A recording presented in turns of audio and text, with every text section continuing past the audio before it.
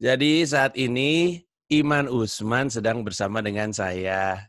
Saya curi waktunya di akhir pekan. My pleasure. Halo. Gue butuh bantuannya lo Iman untuk membantu menjawab sejumlah rasa penasaran gue terkait apa yang Indonesia mesti pikirin ketika aktivitas belajar mengajar kebanyakan dilakukan di rumah. Gue coba ngasih kayak latar belakangnya dulu ya. Untuk yang belum kenal Iman Usman, Anda kemana saja belum kenal Iman Usman? Iman Usman ini adalah disebut founder atau gimana? Pendiri lah. Iya, pendiri dari Ruang Guru, salah satunya. Sebenarnya ada banyak kan ya? Ada. Gua sama Belva doang. Enggak, maksud gue yang turunan dari Ruang Guru maksud gue. Iya, jadi Ruang Guru kan company-nya. Di dalam Ruang Guru ada produk-produk lainnya. Ya. Apa aja itu produk-produknya? Ada ruang belajar, itu video belajar. Terus ada ruang uji, itu buat try out. Ada skill academy kalau buat pelatihan yang profesional. Ada ruang kerja buat kantoran. Ada macam-macam sih, ada 7. Oke. Tapi kemudian jadi menarik karena sekarang kan sebenarnya platform untuk belajar, orang nyebutnya, gue nggak tahu ini definisi yang tepat atau enggak ya Iman ya, orang nyebutnya marketplace edukasi. Itu secara definisi benar nggak? Beda sih ya. Jadi kan namanya marketplace, intinya kan lo nemuin supply sama demand lah. Dan biasanya supply ini ya dia congregate dari macam-macam provider gitu. Jadi misalnya kayak Tokopedia atau Bukalapak atau ada e-commerce, nah itu marketplace. Karena kan ada merchant-nya ya, ada vendornya. Ya. Karena platform itu beda-beda. Ada yang misalnya let's say kayak Ruang Guru, kita yang produce konten kita sendiri kan. Jadi sebenarnya kita provider gitu. Jadi bahkan juga bukan, kalau Netflix tuh mungkin agak kayak marketplace, kayak Spotify mungkin agak kayak marketplace gitu. Tapi kita kebetulan kita juga content producer yang punya platform lah itu ibaratnya gitu. Oke. Baik, jadi kebingungan gue muncul gara-gara pandemi kan membuat anak-anak gue kan sekolahnya di rumah. Ya. Terus kelihatannya Indonesia, setidaknya sekolahnya anak-anak gue itu belajar gimana caranya menjalankan proses edukasi sambil jalanin gitu. 1 minggu pertama semua anak tuh harus live bareng sama gurunya. Dan berisiknya bukan main. Lucu sih berisiknya. Tapi ternyata komplain banyak datang dari orang tua, terus kayaknya guru juga banyak bikin komplain. Terus udah gitu, akhirnya seminggu kemudian ngumpul live-nya cuman di awal, abis itu mereka disuruh ke Google Classroom, terus Google Classroom dibagi sejumlah pelajaran, terus udah gitu ada tugas-tugas yang mereka harus kerjakan. Nah, akhirnya bebannya jadi di orang tua, yang mana ya sudahlah gitu kan. Atau cuma tinggal ngasih PR?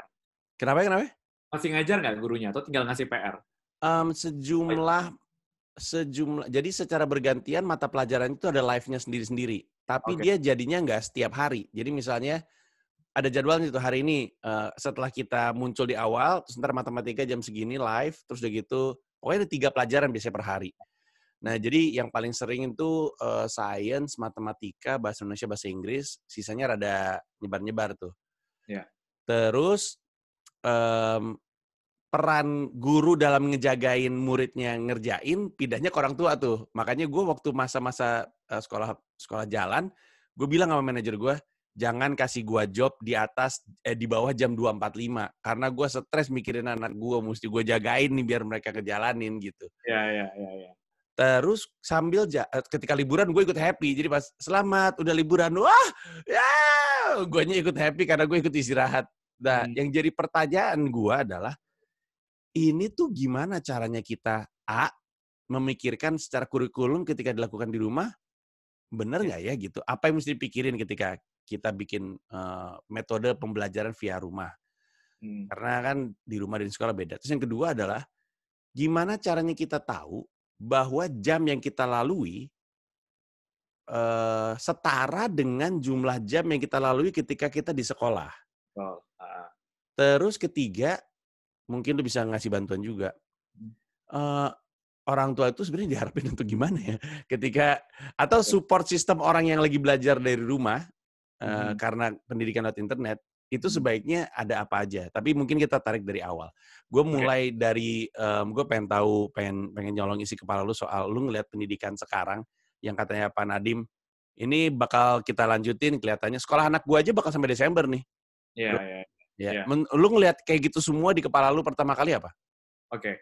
Jadi mungkin gue kasih konteks sedikit. Jadi sebenarnya kan situasi belajar di rumah ini bukan situasi yang cuma ada di Indonesia ya. Jadi kalau datanya UNESCO itu sebenarnya 1,5 miliar anak affected gara-gara pandemic. Jadi itu kurang lebih sekitar 90% dari total jumlah anak usia sekolah itu harus belajar di rumah. Dan hingga di awal Juli itu sebenarnya ada sekitar 60% anak itu masih harus belajar di rumah, termasuk di Indonesia salah satunya. Jadi ada negara-negara yang udah kembali ke sekolah, tapi sebenarnya majority itu masih masih belajar di rumah gitu. Jadi tergantung banget sama negaranya. Dan di tiap negara itu sebenarnya semua negara itu sama-sama pusingnya gitu. Jadi bukan cuma di Indonesia aja, tapi semua negara tuh pusing juga. Jadi dan caranya juga macam-macam. Jadi kayak misalnya di Cina mereka ngandalin selain aplikasi belajar dan segala macam. Dan ini gue ngomong Cina karena Cina itu kalau untuk teknologi pendidikan bisa dibilang kayak kiblatnya lah ya, karena paling advance. Jadi even kita nggak ngomongin US, kita nggak ngomongin Europe, Cina itu udah paling, kalau ngomongin teknologi pendidikan paling merata sebenarnya gitu kan. Tapi itu mereka juga masih relying on sama TV misalnya. Jadi mereka broadcast banyak banget TV-nya. Jadi kalau kita kan misalnya cuma pakai TVRI nih, mereka banyak banget dibagi jenjangnya. Terus kemudian pemerintah juga bikin kayak repository konten yang bisa dipakai semua. Jadi mungkin karena memang secara infrastruktur dan secara resources juga lebih siap ya. Maksudnya ya mereka bikin rumah sakit aja waktu di Wuhan kenapa-napa kan langsung jadi ya.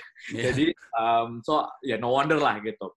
Nah kalau di Indonesia sendiri, memang yang gue lihat kemudian adalah maksudnya this is maksudnya keputusan yang tepat lah gitu. Jadi pasti kan emang belum aman buat anak-anak karena gini masalahnya, meskipun anak-anak ini kan beda ya sama orang dewasa. Orang dewasa aja susah ngontrol dirinya ya, maksudnya jaga jarak, kemudian pakai masker yang benar dan seterusnya, apalagi anak-anak, dan itu kan di luar kontrol sama orang tuanya gitu. Jadi memang pada akhirnya untuk alasan kesehatan ya pasti udah paling benar belajar di rumah gitu.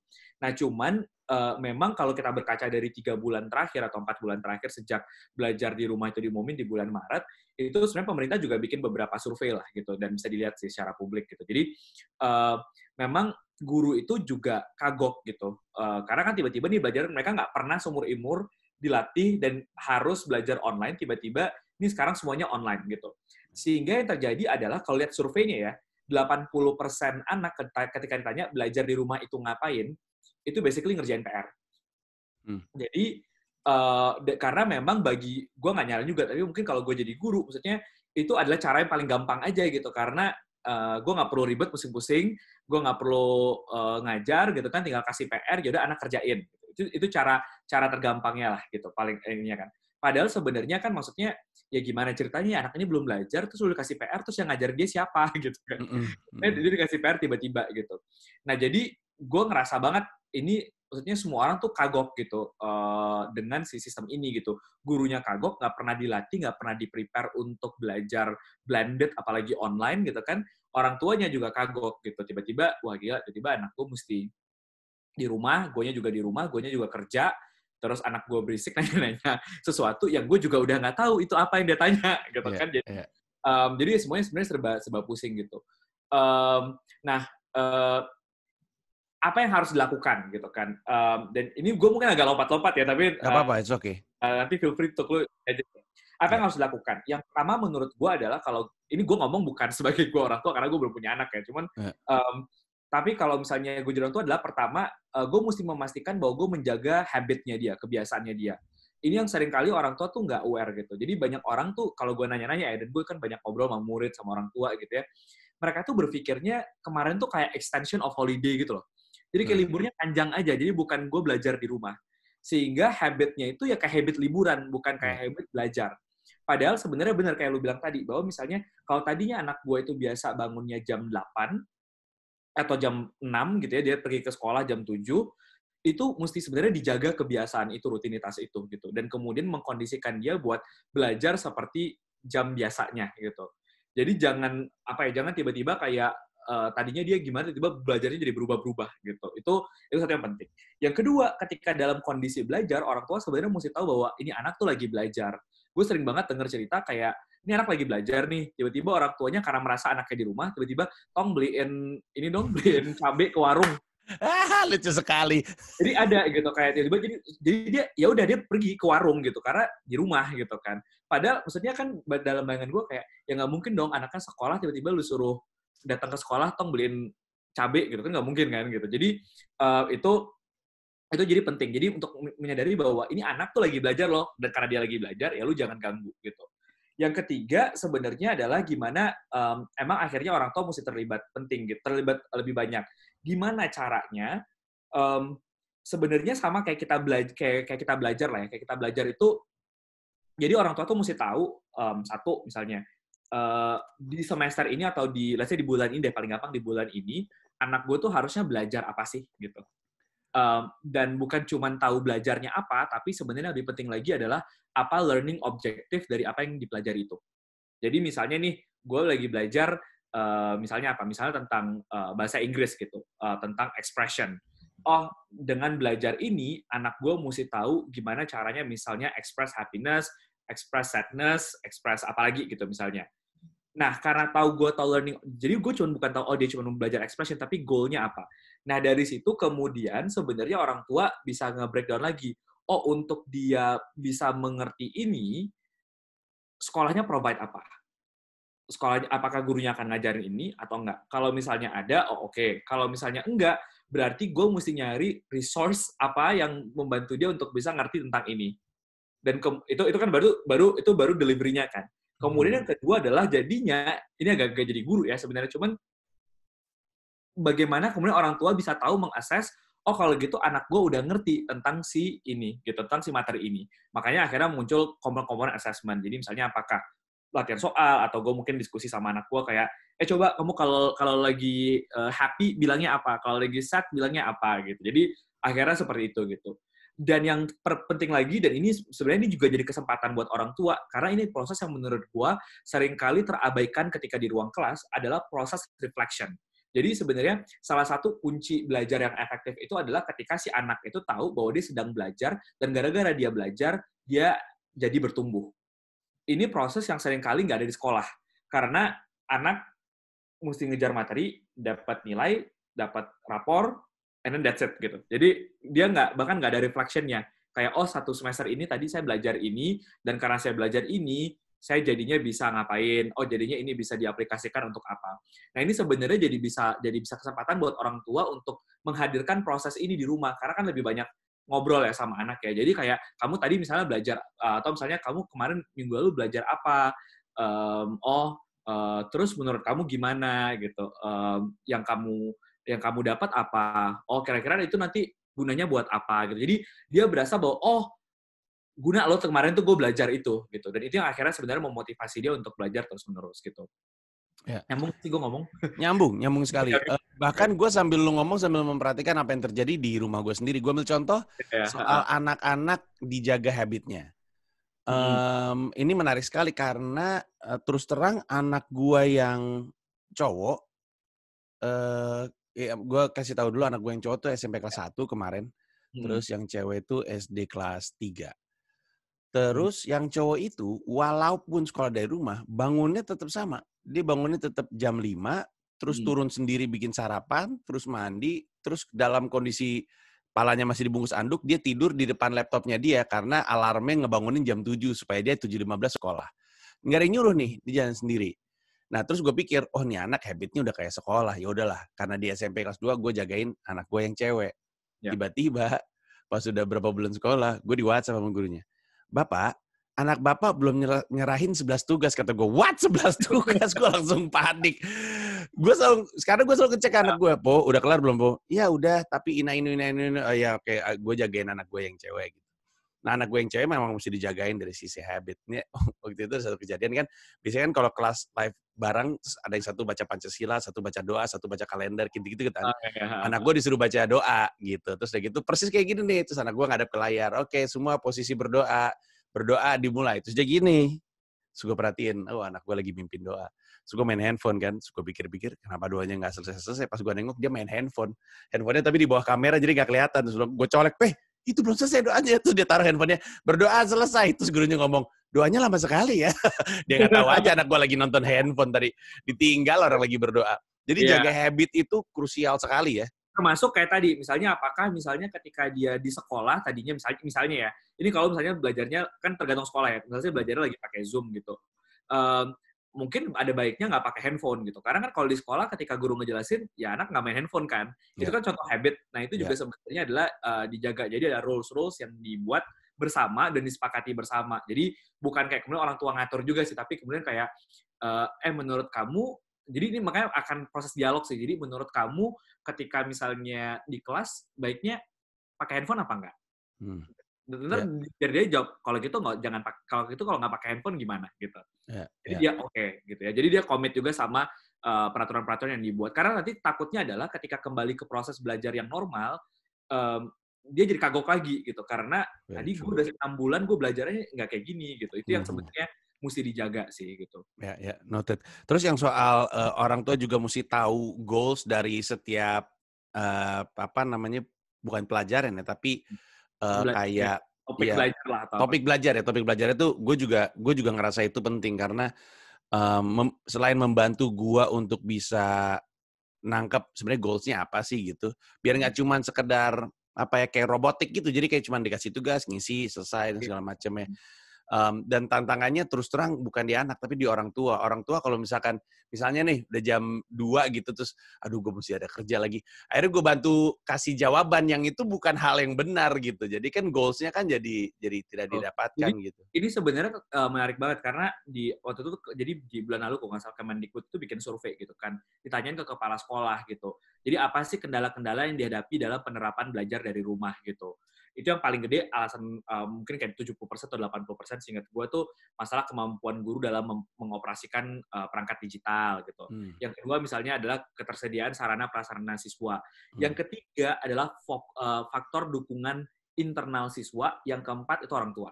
Jadi internal siswa itu misalnya kayak anaknya ini committed nggak, punya motivasi nggak, disiplin apa enggak gitu kan. Nah, faktor dukungan orang tua itu termasuk juga hal kayak tadi, sekaligus juga bagaimana memastikan bahwa lingkungan di rumah itu kondusif untuk belajar.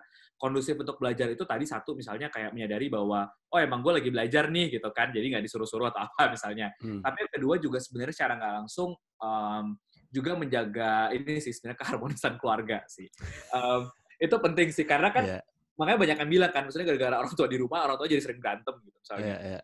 Terus secara nggak langsung itu juga misalnya bisa efek ke maksudnya proses belajar anak juga gitu. Karena ini gue nggak nyaman belajar di rumah gitu. Jadi itu yang gimana ya, mengkondisikan agar situasi itu tuh ada gitu. Tapi memang sayangnya kan memang ya nggak semuanya ideal lah gitu. Oke, gue mulai ngerasa ada yang bisa diperbaiki dari cara ngedesain kurikulum. Ketika gue berkaca sama satu buah pelajaran spesifik yang gue nggak bisa bantu di rumah, yaitu bahasa Mandarin. Karena anak gue sekolah aja di Kelapa Gading nih, jadi mungkin bahasa Mandarin wajib, betul sekali daerah situ. Nah, kebetulan kebanyakan yang bimbing anak-anak gue tuh lebih ke gue di rumah ketika lagi ada sekolah di rumah gitu. Matematika gue bisa bantu, walaupun ada goblok-gobloknya juga gue, dan gue ke istri gue bisa bantu. Bahasa Indonesia gue bisa bantu, bahasa Inggris gue bisa bantu, science, terus udah gitu social studies, terus segala macam gue bisa bantu. Pas Mandarin gue nggak bisa bantu. Jadi gue pikir gue mengandalkan dengan metode di mana gurunya ketemu, kan gurunya kan ada streamingan gitu ya setiap berapa hari sekali, lalu memastikan anak gue memperhatikan, lalu memastikan anak gue mengerjakan tugas gitu. Nah, gue jadikan itu sebagai semacam eksperimen, karena disitulah satu-satunya momen di mana anak ini benar-benar cuma antara guru dengan pelajaran dan tugas-tugas yang diberikan. Tanpa bimbingan sama sekali, karena emang orang tuanya nggak bisa ngebimbing. Tapi gue perhatiin, ternyata emang nggak masuk aja gitu. Nggak sesederhana guru jelasin, terus udah gitu anak dikasih tugas, anak suruh ngisi, terus guru nanya lagi, masa lupa waktu itu kan udah dikasih tahu gini. Ternyata nggak sesederhana gitu. Jadi membingungkan kan. Gimana sih kalau pembelajaran lu dari ngerjain ruang guru dengan segala macam produk di dalamnya, gimana sih caranya kita memastikan bahwa kurikulum mungkin gue nggak tahu nyebutnya apa ya, tapi intinya adalah tools yang kita kasih untuk orang konsum di internet itu benar-benar membantu dia nyampe gitu sampai ke goals-nya gitu, tujuan dari belajarnya. Jadi ada sebenarnya ada macam-macam kan pendekatannya. Jadi misalnya ini kayak apa ya? Misalnya gue sambil ngebuka sih ruang gurunya gitu sambil ngeliatin. Jadi tergantung tadi ya. Pertama kan learning objektifnya apa gitu. Nah sebenarnya dalam belajar itu kita kenal kalau di ruang guru kita pakai pendekatannya itu namanya micro learning gitu. Jadi belajar yang besarnya tadi, topik-topiknya tadi itu mesti di breakdown lagi menjadi lembaran-lembaran kecil. Karena gue tuh gimana ya, misalnya gue tuh percaya bahwa anak tuh nggak bisa, apalagi kalau digital ya, maksudnya anak tuh nggak time span, attention span-nya itu tuh sangat terbatas sekali gitu. Kita aja misalnya gue misalnya nonton kelas online gitu, 1 jam aja tuh gue udah mumet sendiri gitu. Karena apalagi nih anak misalnya dia 4 jam berturut-turut di depan komputer gitu. Sehingga akhirnya yang kita lakukan di ruang guru itu adalah kita tadi pendekatan namanya micro learning. Jadi sebenarnya satu topik itu nanti kita pecah-pecah lagi, jadi disebutnya chunking, dikecil-kecil lagi menjadi subtopik, terus dari subtopik itu bahkan bisa dipecah-pecah lagi. Jadi misalnya satu subtopik misalnya tentang fotosintesis gitu, itu ada berapa video, ada soal rangkuman segala macam. Jadi dipecah-pecah lagi. Nah biasanya cara gue ini ya kan, oh kalau gitu gimana taunya lu berapa durasinya gitu. Maksudnya apakah ini mau 10 menit atau 15 menit atau 20 menit gitu. Gue selalu bilang satu learning unit itu biasanya serves one learning objective. One learning objective itu tadi yang kayak tadi. Jadi dengan mempelajari ini, anak jadi bisa ini, anak jadi paham ini. Itu satu gitu. Jadi cukup satu learning objective untuk satu materi sebenarnya. Jadi misalnya kayak gue tadi video belajar, ya udah video belajarnya itu ya satu materi ini. Jadi misalnya ya, ini kan gue liatin ya. Ya, misalnya. Iya, got it. Ya udah dah. Jadi misalnya kan pelajaran nih, misalnya kan. Matematika, biologi, kimia, segala macam. Terus misalnya, let's say gue pakai biologi gitu. Nah, ini kan ada seluruh topik, subtopik nih. Yeah. Nah, di setiap si topik ini, kita bikin ini yang gue sebut chunking tadi nih. Video, latihan soal. Nah, videonya itu sebenarnya pendek-pendek gitu. Paling jadi misalnya cuman berapa, misalnya 5 menit atau 4 menit gitu. Tapi dia intinya serve satu si learning objective yang tadi gitu. Nah, dari sini, kalau di gue habis itu, abis dia ngerjain si videonya ini, misalnya udah selesai gitu ya, nah langsung ke latihan. Jadi langsung gitu. Jadi, udah ngerti belum tadi yang gue pelajarin gitu. Oh, misalnya salah, kenapa gitu, dijelasin. Jadi, memang apa ya, ketika online tuh nggak bisa dipaksain juga kayak, oh lu belajar kemudian 2 jam atau berapa gitu, tanpa ada proses dia mencerna, tanpa dia tadi ada proses ngecek, dia udah ngerti apa belum gitu. Itu yang sebenarnya penting sih. Malah jadi ini ya, jadi lebih membantu daripada sekolah secara umum dalam hal gini. Guru bisa ngocet. Ada loh guru yang satu pelajaran tuh ngomong terus tanpa sempat stop dan melakukan assessment. Sebenarnya di bagian ini anak-anak pada ngerti atau enggak.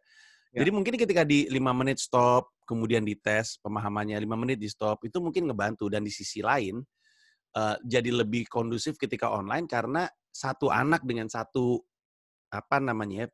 pengajar gitu ya. Dimana kalau misalnya di kelas susah sekali satu guru untuk membantu 20 anak masing-masing kayak gitu. Speednya beda-beda gitu kan. Jadi ini yang sebenarnya orang tuh suka nggak paham ya. Jadi misalnya kayak ketika dia guru tadi di kelas di secara fisik gitu kan, itu aja kan udah jadi challenge buat dia. Maksudnya gimana dia bisa tahu kondisi personal setiap anak ketika misalnya ada anak 40 gitu.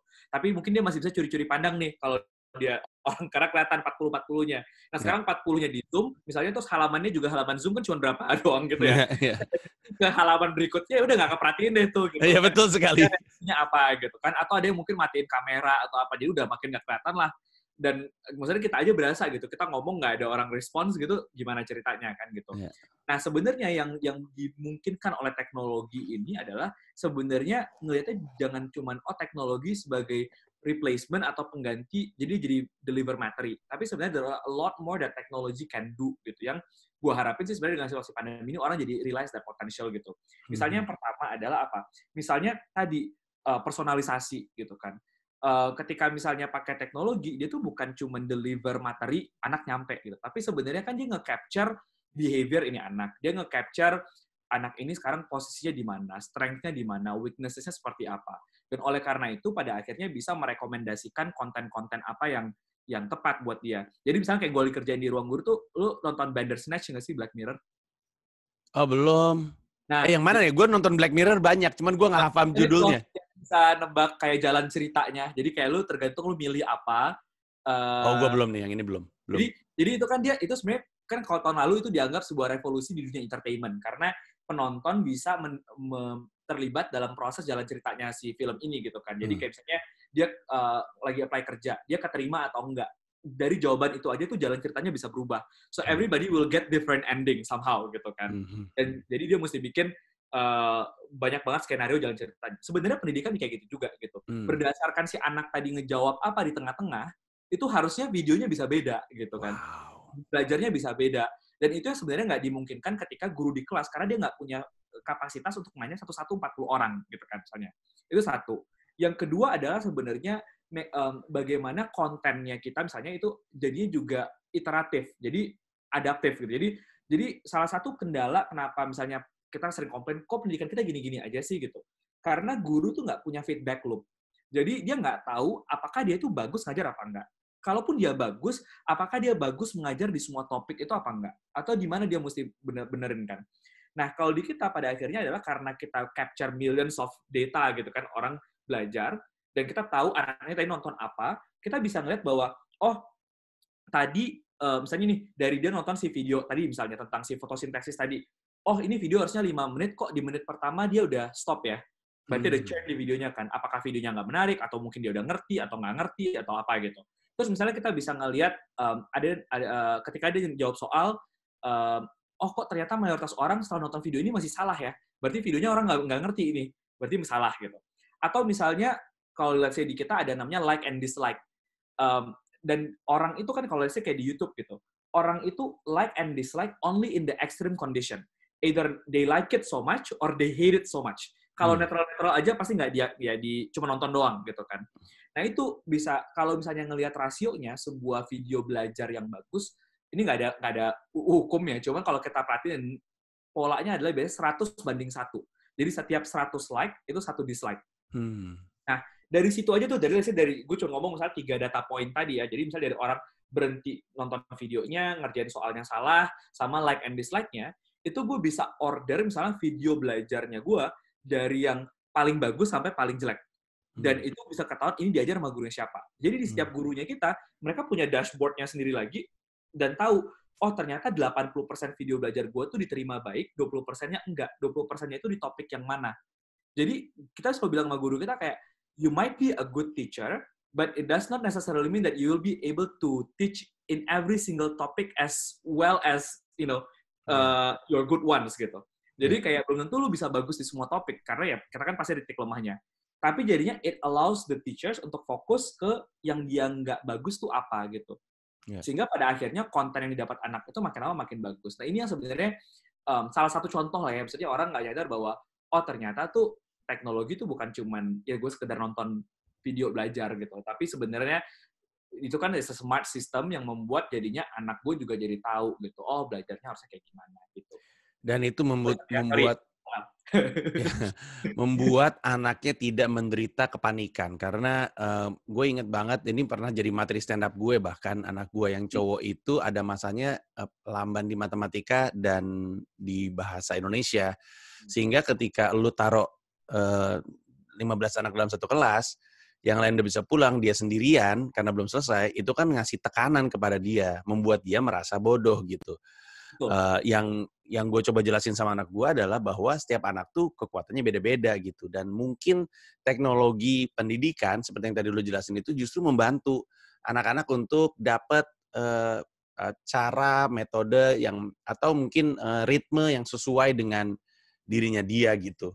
Dan percaya apa enggak ya, ketika gue tanya, kan kemarin gue banyak banget lah ngobrol sama user gitu kan selama pandemi dan segala macam. Ketika gue tanya, of course mereka ada yang suka belajar di rumah, ada yang nggak suka. Tapi buat akhirnya yang merasa nyaman dengan belajar di rumah, itu salah satu alasannya adalah karena dia ngerasa bahwa gue kalau nanya, gue nggak merasa dihakimi. Nah, dan ini nggak menarik. dan nggak merasa bodoh untuk bertanya gitu, karena kadang dia nanya aja tuh misalnya disalahin kayak, aduh masa nggak ngerti-ngerti sih, ini udah dijelasin. Sementara ketika online atau apa gitu ya dia nggak, misalnya dia nggak kelihatan juga atau apa gitu. Jadi akhirnya dia merasa jadinya oh oke gitu, gue bisa ini gitu. Nah, itu masalah gua tuh. Karena gua takut nanya, jadi gua diem aja. Akhirnya goblok deh gua. Sampai Benar, akhirnya gitu. guru gua Dan, dan, bingung. dan tadi masih mending anaknya 15. Unfortunately gitu kan, di kebanyakan kelas sekarang kan jumlahnya 35 sampai 40-an gitu Betul. kan. Dan Betul. satu guru itu mengajar beberapa kelas sekaligus. Ya udah pasti nggak ingat lah anak yang mana gitu. Betul, betul. Gitu. Nah, tadi gue mau nanya nih, kalau di sekolah anak gue, gurunya tuh bilang, kalau ada yang nggak ngerti, WhatsApp saya ya. Enaknya sekolah zaman sekarang kan ada grup WhatsApp ya. Mereka ada grup WhatsApp, orang tuanya ada grup WhatsApp, jadi dialog terjalin terus. Terus kalau nggak nanya, bisa nanya ke grup WhatsApp. Kalau di platform lu, kalau misalnya orang lagi di tengah-tengah pengen nanya, itu kemana ya? Jadi ada beberapa, tergantung produknya. Jadi kalau misalnya kayak si ruang belajar, tadi yang kayak gue contohin tadi, kita punya namanya live teaching juga. Jadi pas selama pandemi kemarin, gue bikin namanya sekolah online. Jadi itu gratis, dari jam 8 pagi sampai jam 12 siang. Karena kita tahu banyak sekolah nggak punya, gurunya nggak bisa ngajar secara online kan. Jadi udah kita bikinin aja tuh, belajar live tiap hari, dan mereka bisa komen dan nanya di situ. Itu gue selama 3 bulan mungkin producing kayak 6.000-an konten, 6.000 jam konten gitu tuh. Kepala deh tiap hari, udah gitu kan, misalnya gitu. Nah, atau misalnya juga ada kita tadi kayak video conference segala macam, mereka bisa nanya di situ juga, langsung di chatnya juga bisa. Yang gue rilis di bulan Juli ini, dan ini gratis, bisa dipakai sama guru-guru juga, sama sekolah-sekolah, itu namanya Ruang Kelas. Jadi platform manajemen belajar, tapi basisnya tuh chat dan juga nanti ada video conference juga. Jadi selama ini kan guru-guru itu pakainya kayak tadi ya, kayak WhatsApp, atau misalnya kalau ditanya ya surveinya, itu mungkin 80% guru pakai platform media sosial untuk melakukan kegiatan belajar mengajar, apakah WhatsApp, Facebook, atau apapun itu. Sementara kan platform ini bukan didesain bukan untuk buat belajar ya, it's a messaging platform gitu. Jadi pasti ada limitasi-limitasinya. Jadi, nah akhirnya kita bikin, ya udah karena karakter juga orang Indonesia itu sangat chat based banget, jadi kita bikinlah jadi platform manajemen belajarnya, tapi juga udah dalam chatnya, dan tapi di situ ada kapasitas misalnya kayak buat poll, buat ngasih tugas, langsung ke nilai jawabannya sendiri, dia bisa interact sama temennya gitu. Jadi yang kayak gitu-gitunya lah gitu. So itu kita rilis di bulan Juli ini sih. Oke. Tadi kan gue sempat kebingungan ya soal mengukur kesuksesan apa yang sudah dilempar gitu ya. Gue tahu ini sebenarnya bukan masalah pendidikan online, sebenarnya masalah pendidikan secara umum. Kayak semua anak bisa masuk ke sekolah yang sama, menghabisi hari yang sama, ketemu guru yang sama, outputnya beda-beda gitu. Mungkin karena kalau di sekolah zaman sekarang, waktu itu gue ngeliat siapa ya, ada nggak sih namanya Sir Kenneth Robinson, Sir Ken Robinson. Sir Ken Robinson, ya. Oh iya, kalau nggak salah beliau yang bilang, gue nonton apa ya, gue lupa deh. Iya benar, TED Talk. Kurang lebihnya intinya adalah, aneh bener ya, teknologi handphone udah berubah dulu sama sekarang, terus kayak kendaraan dulu berubah sama sekarang, terus sekolah kan bentuknya sama. Terus waktu itu gue baru berapa bulan yang lalu, gue ke SMP gue, Iman, sama persis, man. SMP gue. Tablesnya di set up, apa nggak ada berubahnya kan? Exactly the same. It doesn't make sense, right? Yeah. Nah, ketika tadi permasalahannya adalah ketika didudukin bareng-bareng 40 murid dalam satu kelas, peluang untuk nggak semuanya maju bareng-bareng gede. Nah, ketika jadi online dari pembelajaran lo, apakah peluang itu jadi menyusut karena ada kayak semacam algoritma? Atau gue nggak tahu nih, learning-nya lu soal tolok ukur kesuksesan yang kita sampaikan, maksudnya sebagai platform kan lu mesti mengevaluasi. Kayak tadi pertanyaan lu, kok yang ini setelah dikasih pertanyaan setelahnya banyak yang nggak ngerti ya, mesti kita perbaiki gitu. Jadi pertanyaannya adalah, tolok ukur lu untuk memahami apa metode dan termasuk detail-detail video dan segala macam itu benar tuh, gimana cara ngukurnya? Ini mungkin pertanyaan untuk pihak sekolahnya justru. Ya. Ini jadi mungkin sebelum sampai ke situ, sebenarnya percaya atau enggak, ini juga ada riset juga dari McKinsey dan lain-lain juga. Jadi salah satu faktor penting yang akhirnya membedakan kenapa satu anak tuh bisa berhasil, kenapa anak enggak, sementara prosesnya sama, ininya sama, makannya sama, semua sama, itu adalah apakah seorang anak itu punya growth mindset apa enggak gitu. Dan unfortunately Indonesia itu kalau ngelihat datanya salah satu negara dengan tingkat growth mindset terendah di dunia. Definisi growth mindset kalau boleh? Growth mindset itu adalah pemahaman, keyakinan bahwa kegagalan itu tidak permanen. Jadi failure is not a permanent condition gitu. Dan dengan usaha, dengan kerja keras, gue bisa merubah itu. Nah, jadi dalam konteks sederhananya adalah anak-anak kita kalau misalnya dia nggak bisa matematika, dia akan bilang bahwa ya emang gue nggak bisa matematika, gue goblok aja matematika, gitu misalnya. Atau misalnya kayak ya emang gue bukan anak eksak nih, jadi ya emang ya udah nggak ngerti gitu. Jadi dia mau mulai belajar aja, dia tuh udah nggak punya keyakinan bahwa oh, kalau gue belajar, ntar gue jadi bisa agak pinteran dikit nih gitu. Dan itu sebenarnya yang sangat menentukan apakah anak itu akhirnya bisa berhasil apa enggak lah dalam tanda kutip gitu. Jadi, karena dan mayoritas kita sayangnya tuh nggak punya growth mindset gitu. Dan itu dipengaruhi besar banyak hal dari keluarga, dari lingkungan di sekolahnya gitu kan, yang kemudian menurunkan ya pemahaman kayak gitu. Makanya ini menurut gue penting banget apalagi belajar di rumah, gimana orang tua itu menumbuhkan semangat itu sih gitu. Dan itu yang akhirnya kita coba juga lakukan di ruang guru, maksudnya supaya ini anak bukan cuma belajar akademik doang nih, tapi growth mindset-nya juga ditumbuhkan. Makanya kita banyak konten-konten inspirasi, konten-konten motivasi, konten-konten kayak gimana caranya dia mengenal dirinya sendiri, oh bahwa emang lu beda, jadi bukan lu yang salah, bukan maksudnya gitu-gitu aja. Jadi itu akhirnya penting gitu. Nah, tapi balik lagi ke pertanyaan lu tadi tentang gimana sih cara kita kemudian mengukurnya gitu ya. Banyak banget pasti maksudnya metode-metode yang dipakai buat mengukur gitu. Yang pertama adalah jadi kalau di kita tuh ya kita bikin namanya knowledge graph. Jadi kayak apa ya, kayak grafis unit-unit pengetahuan gitu lah. Dalam artinya gini, jadi misalnya kita bisa tahu untuk dia bisa menguasai sebuah topik, dia harus menguasai prerequisite ini dulu. Kan biasanya kalau kita dulu kuliah kan kayak lu kalau mau ambil kalkulus lu mesti menguasai A, B, C dan D gitu. Nah, yang terjadi di sekolah atau di dalam offline biasanya adalah anak ini tuh dia belum duduk di satu ini, tiba-tiba udah lompat gitu. Karena apa? Karena misalnya contohnya apa? Kita naik kelas, hampir semua orang kan naik kelas dia. Dan naik kelas ini kan kita nggak ngelihat dia itu nggak duduk kayak di mana ya. Yang penting ya udah dia penting dia angkanya memenuhi minimum standar, ya lu naik kelas. Padahal mungkin dia nggak duduk di topik itu. Sementara nanti dia naik kelas, dia mesti belajar topik yang somehow lebih tinggi lagi dibandingkan itu, dan konsep poinnya nggak duduk gitu kan. Nah, yang akhirnya kita lakukan adalah pertama sebelum kemana-mana dulu, kita bagaimana memastikan bahwa tadi kita merekomendasikan konten yang sesuai. Jadi lu nggak akan ngerti ini kalau lu belum ngerti yang ini nih gitu. Jadi itu dulu gitu. Nah, kalau akhirnya dari situ kita bisa mengetahui, oh, kita ngeliat dari data populasi, dari semua orang yang belajar hal yang sama, oh ini loh ternyata cara tercepat untuk menguasai materi ini. Biasanya orang yang bisa materi ini, biasanya mereka pasti duduk dulu ininya gitu. Nah, dari situ nanti kita ngukurnya macam-macam. Tadi misalnya kayak, kan ada questions gitu kan setelah video. Oh, dia udah ngerti apa belum? Kita ada bank soal, ada tryout juga. Jadi buat ngecek, misalnya dia udah ngerti apa enggak. Kemudian kayak terus kita juga bikin kayak control trial gitu lah, jadi ada kayak pilot eksperimen ngebandingin antara orang yang pakai dan nggak pakai, dilihat perbedaannya seperti apa, survei dan seterusnya. Jadi ada indikator-indikator seperti itu. Tapi yang sebenarnya paling menarik yang kemarin gue baru banyak banget dapat feedback gara-gara belajar di rumah ini. Kita kan punya rapor belajar ya. Jadi rapor belajarnya di gue itu guru orang tuh akhirnya bilang gitu, oh gila rapor belajar lu bahkan lebih lengkap dibandingkan rapor belajar sekolah gue. Karena rapor belajar di sekolah itu kan cuman matematika, ini 80, ini kalau kognitif, ini psikomotor, ini afektif, gitu kan. Karena kalau di kita itu detail. Jadi misalnya kayak pertama ketahuan anak ini tuh konsumsi belajarnya berapa banyak sih gitu. Dia banyaknya di materi apa gitu. Kedua misalnya juga dari kekuatan dan kelemahannya by topik.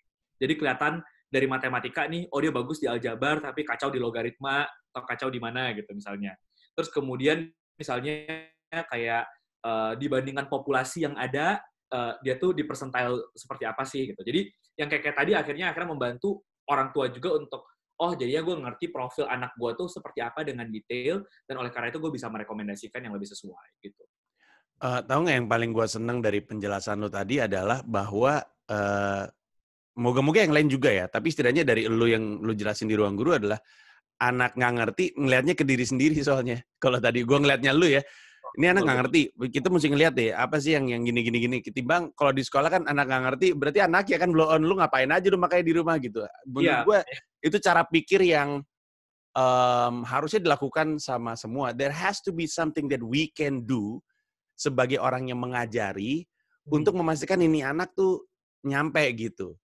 Dan mungkin karena ya mungkin kalian di ruang guru emang suka sama pekerjaannya karena semoga nggak ada yang tersinggung dengan gue ngomong gini, tapi gue tahu persis banyak orang nggak pengen jadi guru, tapi takdir membawa mereka menjadi guru. Dan ketika ada orang menjalankan sesuatu yang dia tidak cintai, ya tentunya beda. Mungkin satu itu, mungkin anak-anak di ruang guru atau teman-teman di ruang guru tuh emang senang lakuinnya.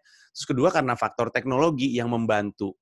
Karena kalau di sekolah, faktor manusia gitu. Jadi semuanya itu diserahin ke manusia yang bernama guru nih. Dan kepala sekolah gitu. Jadi kayak, nih orang selesaiin gitu. Kalau orang ini nggak punya teknologi untuk mendukung dia, ya susah gitu. Dan teknologi itulah yang kelihatannya ada di ruang guru untuk ngebantu. Jadi sebenarnya sih menurut gue, again ya, maksudnya gue juga nggak bilang bahwa kemudian teknologi ini akan replace teachers, karena dari datanya juga kalau ada profesi yang salah satu yang paling sulit untuk digantikan justru adalah guru sebenarnya. Itu udah kayak konsensus global lah gitu. Tapi yang sebenarnya kita harapin adalah yang akan terjadi sebenarnya adalah shift of roles, jadi perubahan peran. Jadi kalau sebelumnya guru itu banyak menghabiskan waktu untuk deliver materi, ngasih tugas, nilai tugas, atau hal administratif lainnya, itu semua tuh sebenarnya bisa dikerjakan oleh teknologi. Tapi yang kita butuhkan perannya guru yang nggak bisa dipakai sama teknologi itu adalah gimana dia motivate, gimana caranya dia coaching, gimana caranya dia bisa inspire the kids gitu kan. Nah ini yang sebenarnya gue berharapnya sih sebenarnya di situasi pandemi ini membuat banyak pihak akhirnya sadar bahwa ya udah deh, ini bagian ini bisa gue serahin ke teknologi, tapi yang bagian ini akhirnya gue fokusin gitu. Jadi jangan dua-duanya malah nggak dapet, karena kasihan anaknya sih gitu. Dan mengingat bahwa pandemi ini membuat kita jadi dipaksa untuk mulai menggunakan teknologi dalam kegiatan belajar mengajar, dan mengingat bahwa ini kelihatannya akan lanjut sampai dengan Desember, udah dikonfirmasi sama menteri, dan setidaknya di sekolah gue sendiri juga, sekolah anak-anak gue sendiri seperti itu. Dan mengingat bahwa tadi kita sempat ngomong sekolah itu banyak nggak berubah, apakah lu ngerasa kayak, semoga ini nggak dianggap insensitif ya, but it's almost like a blessing in disguise bahwa kita dipaksa gitu untuk melakukan revolusi terhadap edukasi kita. Karena semua orang udah pada ngomongin, we gotta do something with our education, harus ada yang dilakukan, and the world is changing, we should too. Dan kalau di sini kayak, ya perputar aja, ya emang revolusi gitu, jadi kayak didorong lebih cepat gitu. Apakah itu yang lu lihat bahwa there is some sort of blessing in disguise, kita akan dipaksa? Karena dari sisi gue, salah satu kebahagiaan terbesar, kecil sih sebenarnya, tapi pikir-pikir adalah nggak ada satupun anak gue yang bersin dan flu.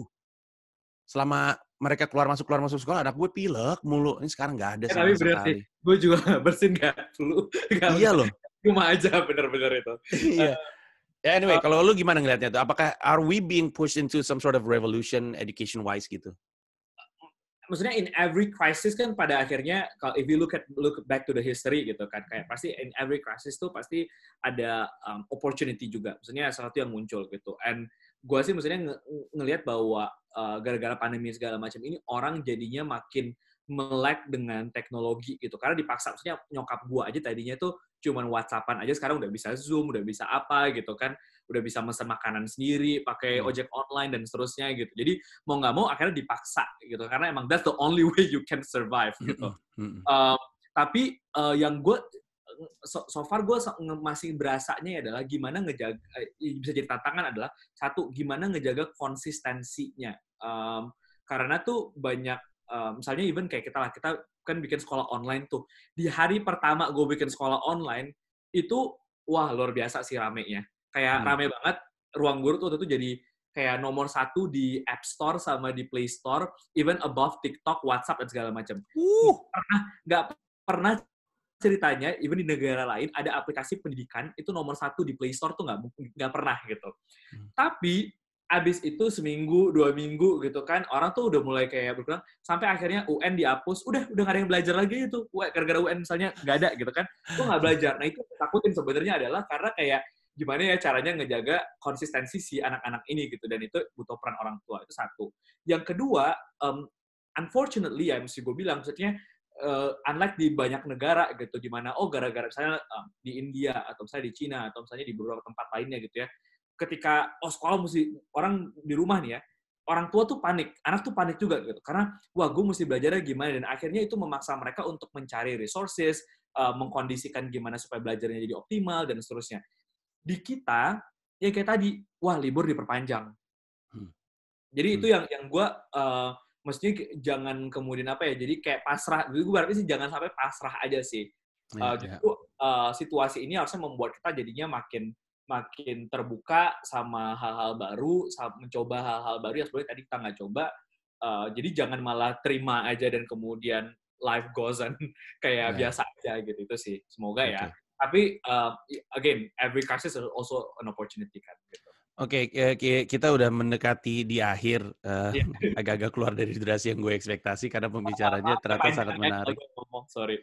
Gue cuma pengen tahu, karena gue menganggap lo dan teman-teman di Ruang Guru terdepan ya dalam hal ini, apakah ada masih satu aspek dari edukasi yang belum berhasil lo tackle? Jadi tim lo tuh masih duduk, there's this one aspect of education that we haven't really tackled gitu. Dan mungkin pada akhirnya ujung dari diskusi itu adalah ternyata bukan kita, bukan perannya kita. Misalnya gitu ya, kayak kemarin gue bisa nonton video menurut gue menarik sekali. Arsene Wenger tuh dulu pelatihnya Arsenal. Dia ngomong gini, gue merhatiin pemain sepak bola muda-muda kita nih. Yang difokusin tuh sama kami di manajemen tuh bukan cuma intensitas dari motivasinya mereka, tapi stamina dari motivasinya mereka. Nah, jadi kadang-kadang ada satu anak motivasinya intens banget, tapi habis itu habis gitu. Ada satu santai aja tapi bisa panjang. Nah, yang mana? Iya, endurance betul. Nah, itu kan satu hal tapi bukan dunianya, bukan urusan sepak bola tuh yang kayak gitu tuh. Oke, kalau gitu kita sepakatin bukan urusan kita. Nah, balik lagi ke lu, ada nggak sih satu aspek dalam pendidikan, satu poin dalam pendidikan yang belum berhasil lu tackle? Kalaupun ada apa, dan kalaupun nggak ada ya berarti bisa kita asumsikan ada nih sebenarnya, tapi ini bukan produknya kita. Kayak di desain produk, gue kuliah desain produk dibilangin bahwa produk lu harus menyelesaikan semua masalah, ada batasan setiap produk. Itu penting banget di highlight. Jadi kayak even nggak ada satu produk yang kayak menyelesaikan apapun masalah hidup kita gitu ya. Even Google doesn't solve all of our problems gitu kan. Jadi menurut gue ada beberapa sih. Yang pertama dan menurut gue ini seringkali overlook dan orang nggak stress how important it is. Menurut gue early childhood sih. Jadi early childhood development. Jadi betapa pentingnya pendidikan anak usia dini itu. Di gue pribadi, di tim Ruang Guru itu juga masih berpikir gimana caranya membuat sesuatu yang scalable buat anak-anak usia dini gitu. Maksudnya mungkin, gue bisa bikin PAUD satu-satunya, tapi kan nggak scalable ya. Dan maksudnya ada banyak pihak juga yang udah ngerjain itu juga. Jadi selalu berpikir gimana caranya supaya scalable. Karena misalnya kalau untuk anak usia dini mungkin nggak bisa pure dengan teknologi atau gimana juga, karena beda juga. Dan gue juga nggak mau misalnya anak terlalu dini langsung terekspos sama screen dan seterusnya gitu kan. Jadi dan kita tuh belajar banget bahwa ketika anak dapat pendidikan usia dini yang proper, itu kontribusinya dan signifikansinya terhadap pertumbuhan dia ke depannya itu beda banget gitu. Dan Indonesia itu salah satu negara yang pendidikan anak usia dininya masih rendah gitu. Misalnya kayak Brazil, kayak apa tuh udah lumayan gede lah gitu, atau Korea gitu kan. Nah, itu satu. Yang kedua yang mungkin gue belum bisa, tapi tadi menurut gue mungkin kita bisa berperan lebih lah gitu. Yang kedua adalah masalah akses gitu kan. Maksudnya apa yang kita kerjain itu kan mau nggak mau kita perlu internet, kita perlu facilities. Gue nggak menafikan bahwa apa mestinya tetap perlu. Meskipun banyak orang ini juga penting. Banyak orang berpikir bahwa yang make Ruang Guru itu orang kaya. Padahal salah. Dari datanya kita, 70% orang yang make Ruang Guru itu justru berasal dari kelas ekonomi B dan C, dan 70%-nya itu tidak pernah seumur hidupnya tuh bimbingan belajar. Jadi nggak pernah namanya tuh, mereka tuh les tuh nggak pernah. Jadi justru bagi mereka, kayak si aplikasi kayak Ruang Guru atau yang lainnya, itu jadi satu-satunya harapan mereka untuk bisa dapat pendidikan yang setara gitu. Karena misalnya kayak dulu waktu gua kuliah, gua masuk UI, itu kan gue kan dari Sumatera Barat. Satu provinsi yang keterima di UI cuma 40 anak. Sementara gue tahu kayak SMA 8 Jakarta lah, atau Kanisius, atau apa gitu bisa ngirim 100 orang ke UI misalnya gitu. Itu angkatan. Itu kan menurut gue kayak gimana ceritanya sih satu sekolah bisa ngirim lebih banyak dibandingkan satu provinsi ke top university. Even though gue nggak bilang buat top university adalah indikator ya. Cuma maksud gue kayak itu kan contoh ketimpangan aja kan gitu. Dan itu menurut gue adalah karena satunya adalah karena ketimpangan akses resources tadi gitu. Nah ini menurut gue jadi PR-nya banget. Gimana ya caranya di daerah-daerah, terutama daerah 3T, itu bisa kemudian bisa juga mendapatkan akses yang serupa. Minimal deh internet, cita-cita internet seluruh Indonesia dari Sabang sampai Merauke itu menurut gue penting banget sih gitu. Jadi meskipun jadi ada cerita nih, kemarin gue dikirimin video anak di daerah, gue lupa daerah mana, tapi di daerah 3T, kalau nggak salah perbatasan Indonesia-Australia gitu, mereka belajarnya pindah ke malam hari karena listrik itu baru ada malam hari gitu kan. Jadi diubah jam belajarnya. Terus kan nggak ada guru, nggak ada segala macam gitu ya. Jadi mereka dari video gue dikonekin ke proyektor. Jadi mereka beli proyektor bareng-bareng, nonton bareng-bareng. Misalnya dari itu menurut gue kayak bisa, kalau mau tuh sebenarnya bisa. Cuma kan maksudnya they shouldn't go through that hassles lah kalau kita bisa do a lot more gitu. Itu yang gue selalu lagi pikirin juga sih. Oke, menutup pembicaraan kita, gue mau terima kasih Iman karena senang ketemu. I think I asked the right person sih to ask about this. Iya. Sisanya adalah yang mungkin kita akan cari tahu bersama ke depannya nanti, karena mungkin nggak kelihatan ya, adalah gimana caranya ningkatin motivasi setiap muridnya aja, karena kan self discipline kan pasti kan datang dari motivasi ya. Maksud gue ini orang nggak punya self discipline. Kalau Skills Academy itu lebih kepada orang kerja ya, atau kayak ini buat anak kuliah sama orang kerja, betul. Iya, kalau mereka ngongkosin sendiri, jadi gue udah bayar, ya dia lebih tanggung jawab sama apa yang dia beli gitu kan. Betul. Yang susah kan anak-anak kan dikasih sama orang tuanya tuh, jadi kan mungkin agak bingung. Nah ini kalau anak-anak ini nggak punya kemampuan untuk mengelola dirinya sendiri, disiplin dirinya sendiri, kaitannya sama motivasi belajarnya, ini akan jadi sulit dan jadi masalah baru yang mungkin harus diselesaikan bareng-bareng juga kali ke depannya. Betul. Iman, terima kasih banyak. Udah ngobrol-ngobrol. Sorry banget weekend lu gue ambil. Gak apa-apa, it's okay. Kapan-kapan mungkin under better circumstances kita bisa ketemu. Siap. Thank you ya. Thank you, Iman.